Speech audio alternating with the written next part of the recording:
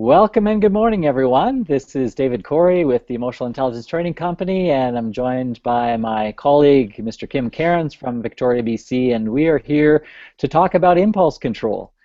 We are not in the Middle East as we had expected to be. We have had to postpone our trip, and we will most certainly broadcast from Dammam, Saudi Arabia, when we have that trip confirmed, and we're over there probably sometime early in the new year. So we'll look forward to that.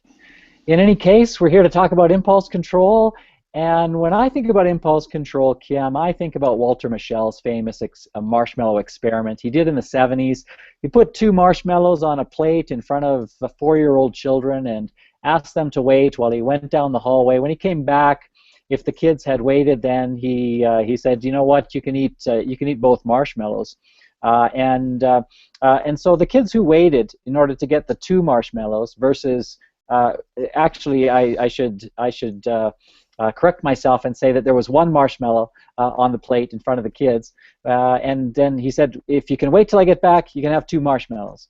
And the kids who waited, he followed these kids throughout their lives and looked at the kids who waited versus the kids who couldn't wait. And of course, the kids who waited for the marshmallows had greater impulse control, and they scored higher on every other measure. So measures such as popularity with friends, success in school, and one of the interesting findings was that the kids who waited had an average of a 210-point advantage on their SAT scores, and so this was quite a remarkable finding. And Walter Mischel has written a book about his study, his longitudinal study, and really some really enlightening things about impulse control.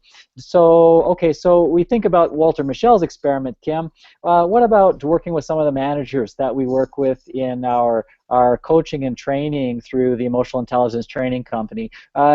What comes to mind for you when we talk about impulse control? Well, I think what comes to mind initially for me is most people associate impulse control with pretty large actions,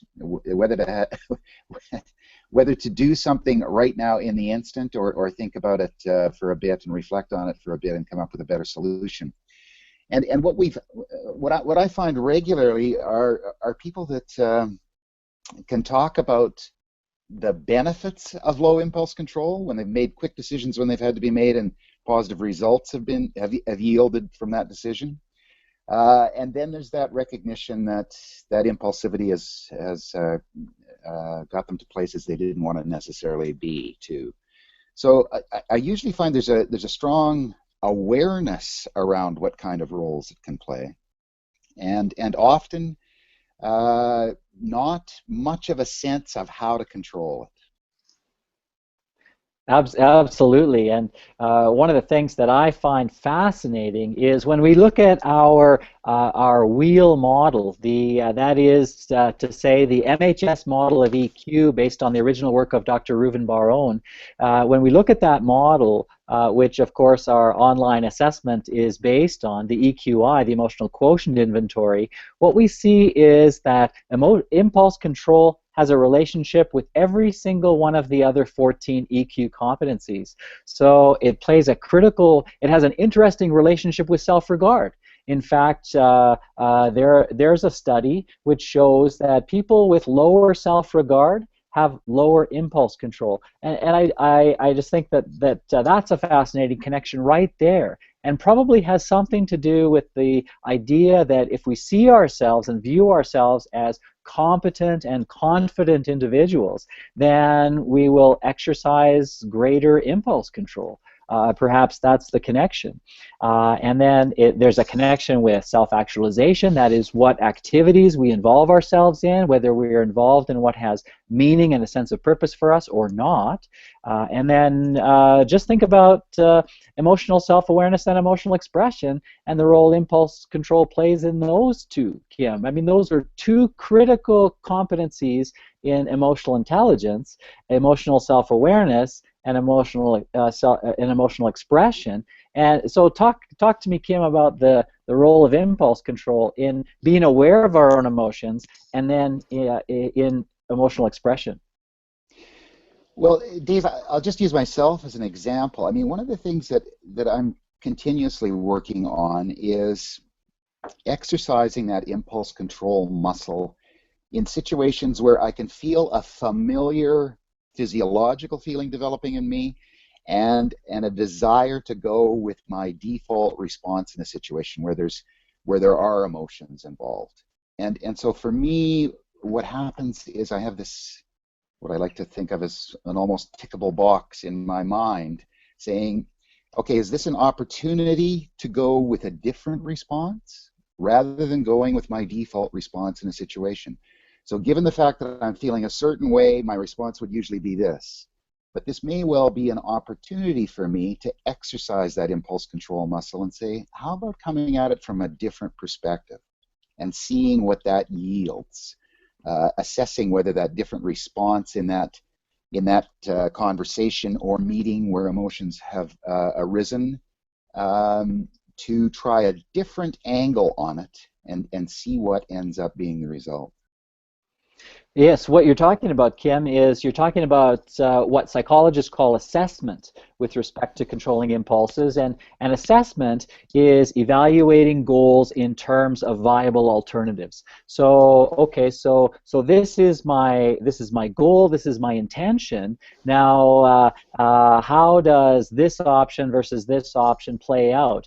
And with people who score lower in impulse control, that is, they have difficulty controlling impulses.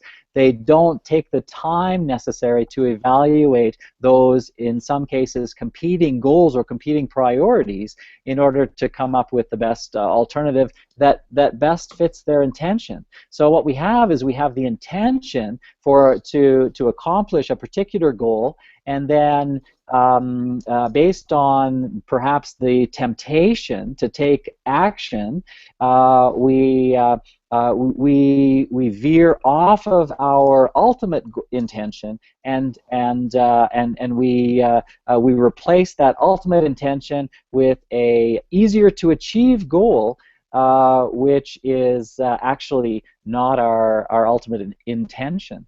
And so we're continuously doing this, and I think that impulse control plays an interesting role in things that affect our entire lives. And so it's easy to see how Walter Mischel's experiment has this connection between impulse control at the age of 4 years old and when we follow that through life's progressions, how it plays such a role in adult lives. For example, procrastination is one of those things that is really connected to impulse control, because we give in to the temptation for an immediate feel good.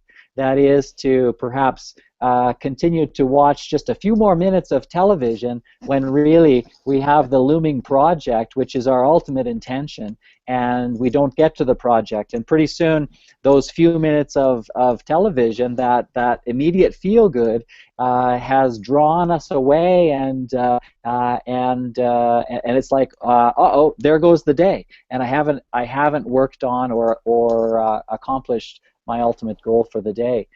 So we see this impulse control coming up everywhere in our lives, Kim, and it's really interesting to talk with managers about this and how they see this both for them in their everyday life and then in the lives and the work of their employees as well.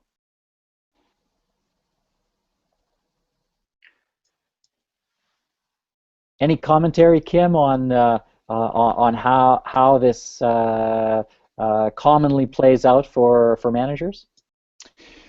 Well, I think, Dave, you know, the discussion at this point often veers to what are your both long-term and short-term goals with regard to the productivity of your employees and the productivity of the company, and linking that exercising of that impulse control in conjunction with those long-term goals and objectives, as well as having them get really in touch with what their values, their own personal values really are too.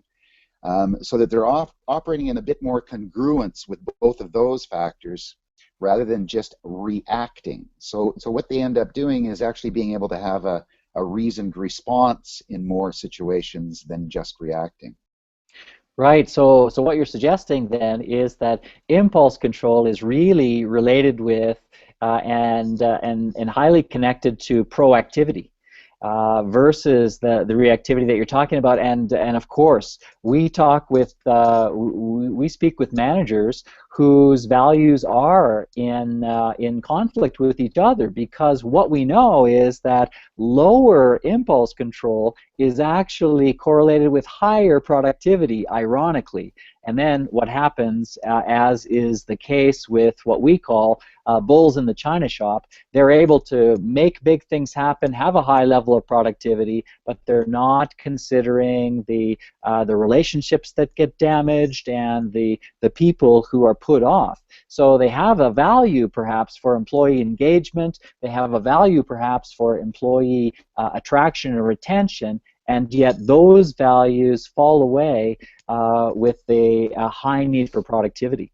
By the way, I just want to remind listeners that that we actually have the questions feature turned on. So if you have questions about impulse control and or comments that you'd like to make, by all means, please type in those questions and those comments, and we'll address those as we go through. So absolutely, Kim. You know, the greater our impulse control, the more proactive we are able to be versus merely reacting to situations, which could possibly create issues. Well, and Dave, you made an interesting point around productivity. I think that you know, if I'm reacting quickly in a situation to motivate people, there may be a short-term benefit to that.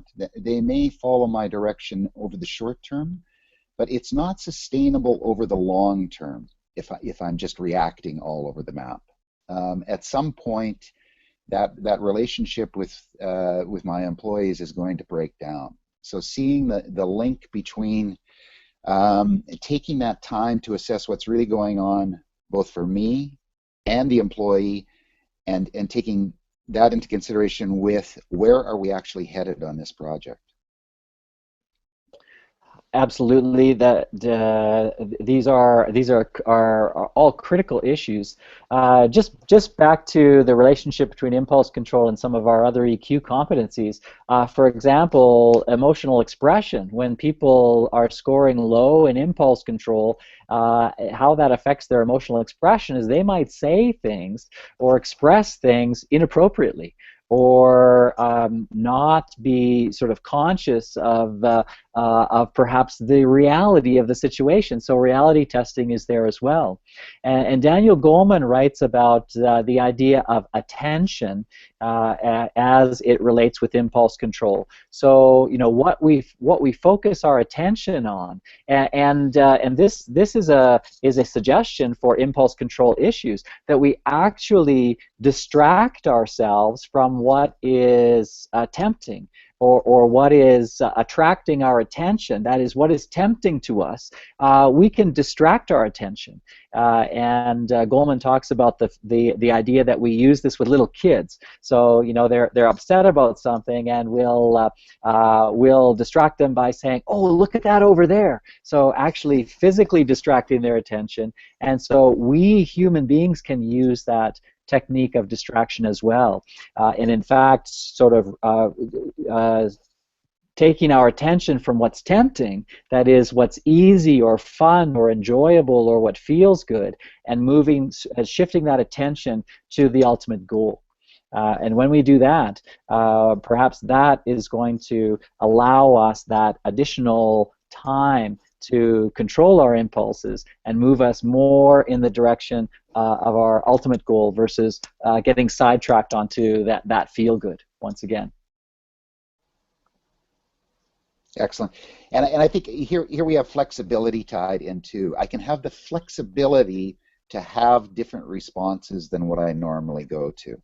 And when we have that flexibility, it just makes us more adaptable to a variety of situations rather than just being locked into that one way of operating. So we're also working on that flexibility muscle.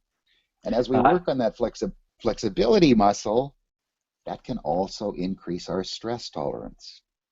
because we realize that we have more skills that we're gathering along the way by exercising that impulse control and being more flexible.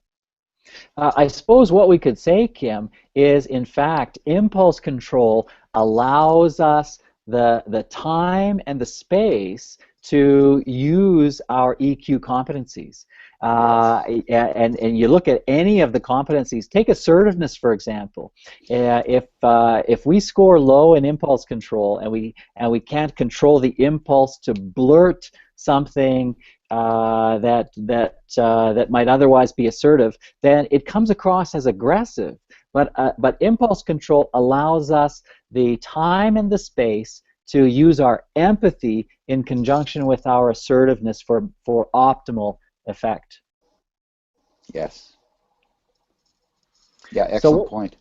So what we're talking about is we're talking about, on the one hand, this idea of continual assessment, that we're assessing, looking at viable alternatives, viable options, and impulse control, again, creates the time and the space for us to do that effectively. So if we have problems with impulsivity, then we have to find strategies and tactics that are going to allow us to focus, to refocus away from what is tempting and what feels good in the moment to our ultimate goal. And that's I think where people have the greatest number of issues, is that inability to refocus on the ultimate goal. Well, and I think too, Davey, we've made a really important point there. I think too often we have this sense in our mind that assessment is some kind of longer term process. And it's so important for us to develop that capacity to assess situations, conversations, assess our environment in a more immediate kind of fashion, quick assessment. And that quick assessment does stem from what are our long-term goals, what are our values. We link those short-term assessments to those factors. Yes, and in doing a little research on the internet, Kim, I came across a couple of little models, and I've kind of seen the pros and cons of each one of them, and I've put them together in what I think is a real nice little model, and it happens to be an XYZ model, which we've used in the past, and we have a really great assertiveness model, which is an XYZ model, but here we have an impulse control XYZ model, and the XYZ model I'm referring to here begins with the awareness of those situations that often get us in trouble. If there is a repeated stimulus that acts as a barrier to our success or our effectiveness in various situations, then it's an if X. So if we can understand that situation and have some awareness of how that particular trigger tempts us or affects us or causes us to lose focus, then it's an if X, then Y, which is what I'm going to do. I'm going to refocus on my ultimate goal, or I'm going to get out a a sample cover of that book that I'm writing, and then it's then Z. So then reminding myself of the goal. So one more time. If X, then Y, so that Z, so that I can achieve whatever goal. And I think this is a simple little model that can help people. And apparently, in some studies looking at if-then planning, this idea of if and then. This type of planning, sort of knowing when those situations are and being really clear and specific about those as much as possible, and with the steps that you're going to take or the actions that you're going to be involved in really clearly, again, with as much detail as you can put in, this increases the likelihood of people achieving goals by 91%. So these kinds of things, just thinking through simple models, like if X, then Y, the action that I'm going to take, so that, and then reminding yourself of the ultimate goal versus and this is a great model to overcome procrastination. And again, look at how impulse control is at the root of and is underlies things like procrastination, which often get people, it's a very, very common thing for us to deal with some of the participants that we work with, and this is a great little way of addressing that. So what do you think of that little model, Kim? If Well, X, then Y. Yep. yeah, I really like the model, Dave, and I think it speaks to. I'm going to be having that tense board meeting this afternoon, and if I'm to employ that XYZ model as prep for going into that meeting, that's kind of the grander scheme plan that I have in mind going into that meeting. And then I can also employ that XYZ as the dialogue shifts within that meeting. So I'm exercising my flexibility and my quick assessment skills using that same model. So I like that. It works both in a very immediate kind of sense and in a longer term planning kind of sense with regard to my impulse control.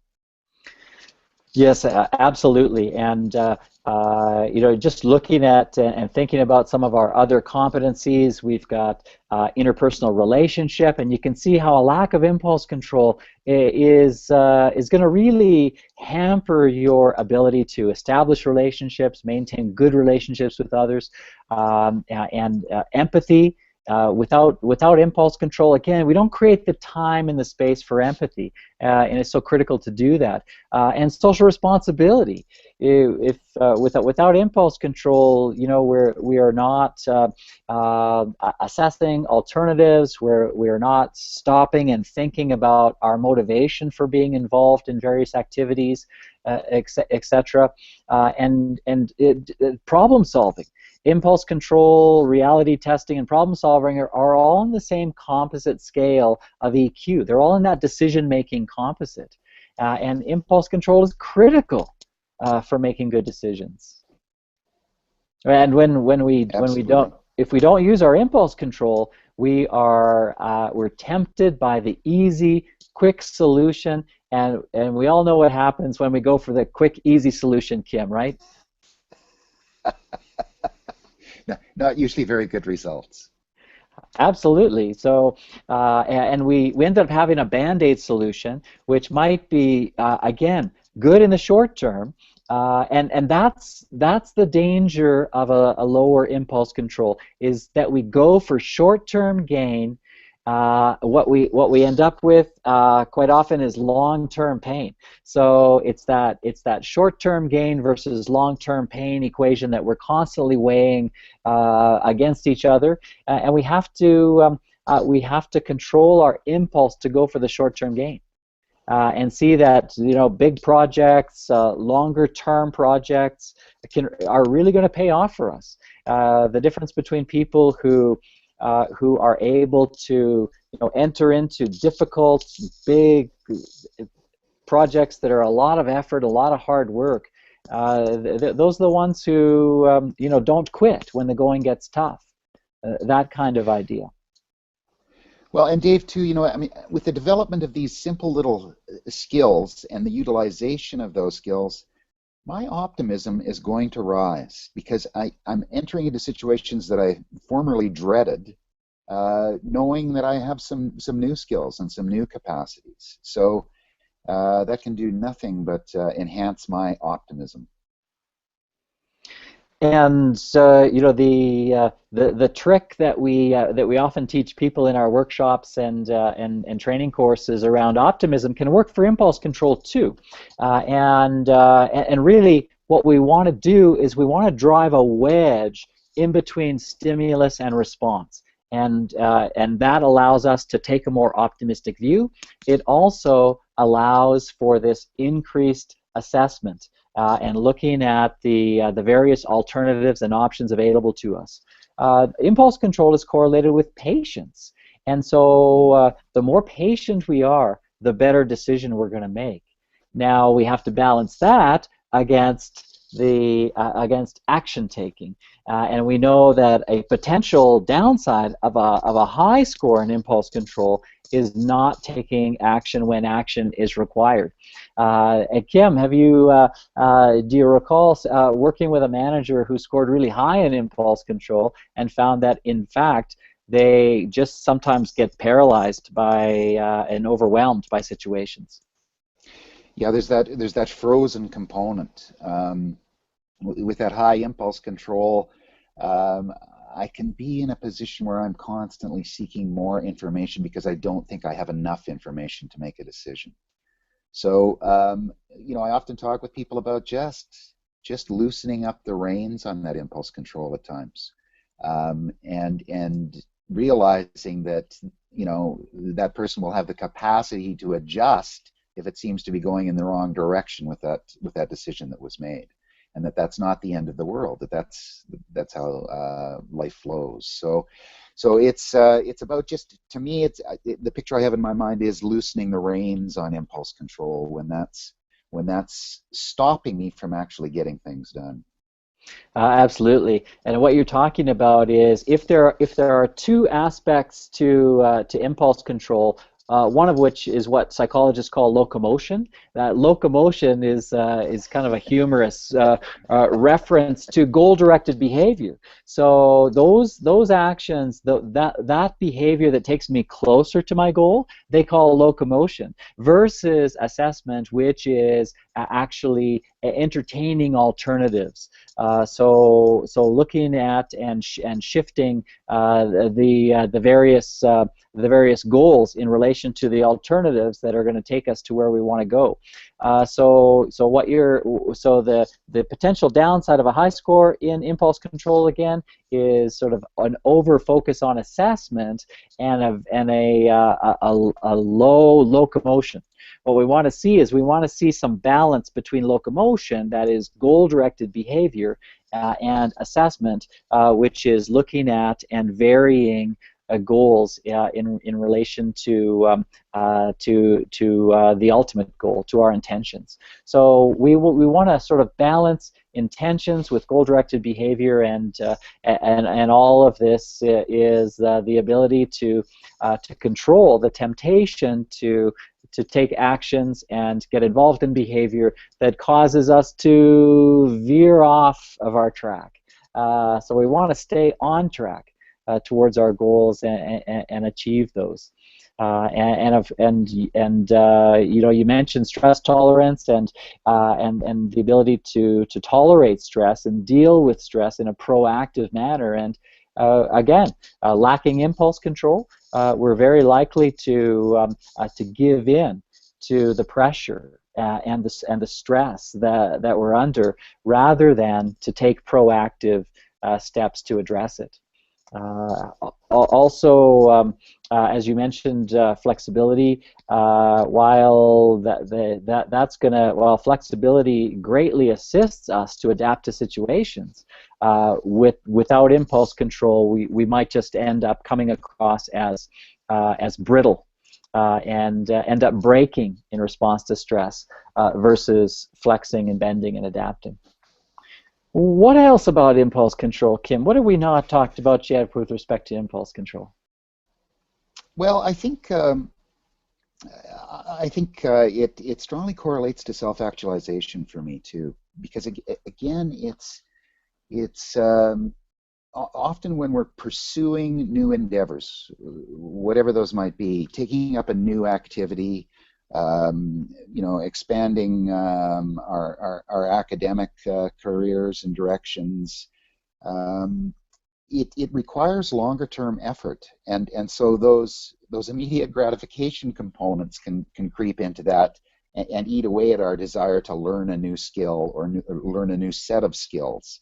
So if we're not exercising our impulse control, it has impact on our self-actualization, because fulfillment comes from an expansion of engagement in activity that brings purpose and meaning to our lives. So if we're constantly falling off that path at the hands of immediate gratification, then we're not going to be achieving those longer-term goals that we've set for ourselves. Absolutely, Kim. Thank you for that. Well, it's that time when it's time to wrap up. So just a very quick summary. Impulse control creates the time and the space for us to exercise the other 14 EQ competencies of our model. So I hope this has been helpful. I hope it's been useful to look at and think about and consider some various aspects of impulse control. And so we'd like to thank you all for joining us, and thanks for watching. And please join us again for future broadcasts. Our next broadcast will be talking about flexibility. So be sure to join us for part 13 in our series looking at flexibility. Thanks again, once again, everyone. My name is David Corey, and I'm here with my colleague Kim Cairns, and we are saying goodbye for now, and hope to see you next time for our next Emotional Intelligence Training Company EQ broadcast. All right, thanks, Kim. Thanks, everyone, and we hope to see everyone soon. Bye for now. Thanks, folks.